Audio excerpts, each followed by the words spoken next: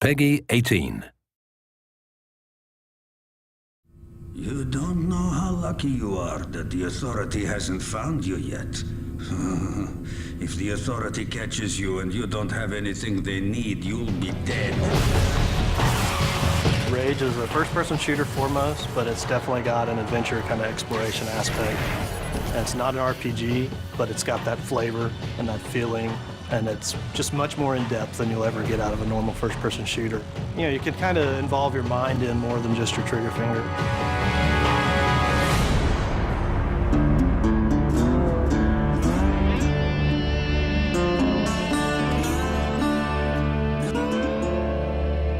Bad guys in the world, you know, we have everything. There's some bandits around the corner. Do what you can. The bandits are considered to be more the violent settlers that aren't really economically inclined, but they have desires and needs.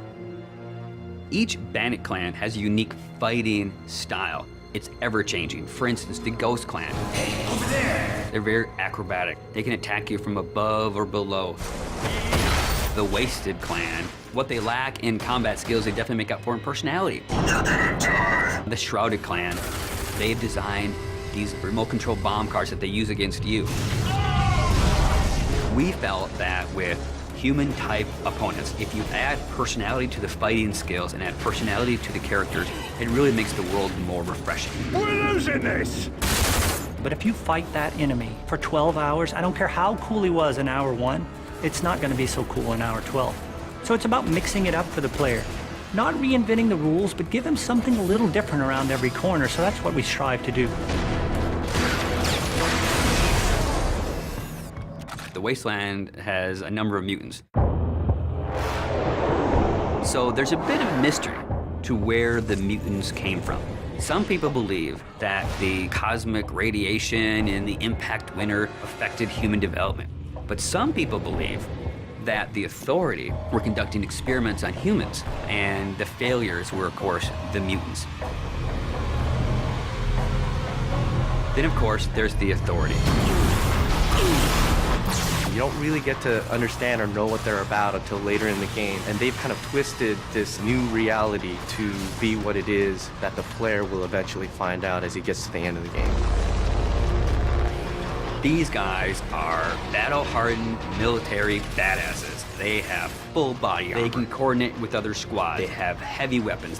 When you go from fighting mutants with sticks to bandits with pistols to facing off against the Authority, it's a different experience. These guys are tough, and they mean business.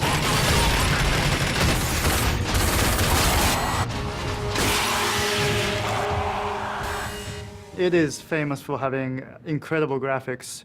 So I wanted to have this real combat feel to it. Remember, to be of use to us, you must be able to move around freely. We decided to kind of make animations using motion capture. In Rage, we have upwards of 6,000 animations that have been created. One type of character may have 300, 400, 500 animations that go with them. By applying those animations, the character is starting to look a lot more interesting. You also look interesting. When you're actually in combat with an AI, they have multiple layers themselves. When you shoot at the enemy, they'll actually react to the shot. So they'll freak out and they get into this scramble mode where he's running around trying to save his life and then dive into cover. And this is not really scripted, it's just based on what you've done to the enemy, which will change the AI state, and then they will play these different state of animations. And you can interact with them at the time they're doing that, so it's not like they're just stuck in that particular animation. You can shoot them and kill them, and everything happens as you would expect. And all these things work seamlessly together to really make our AI stand out and feel like they're part of the world in a way that you haven't seen in a first-person shooter before. Well, enough with all that. When a player is interacting in a combat scenario, the important thing to do is give them choices. And there should never be a dead point when they're only thinking, oh, I'm just holding the trigger down to kill these guys. Unpredictability and the element of surprise makes a great enemy. It's when you enter a room, you think you know the situation, and the AI does something that you don't expect. Because I don't want them thinking of it as AI. I want them to think, wow, that's the best combat experience I ever had.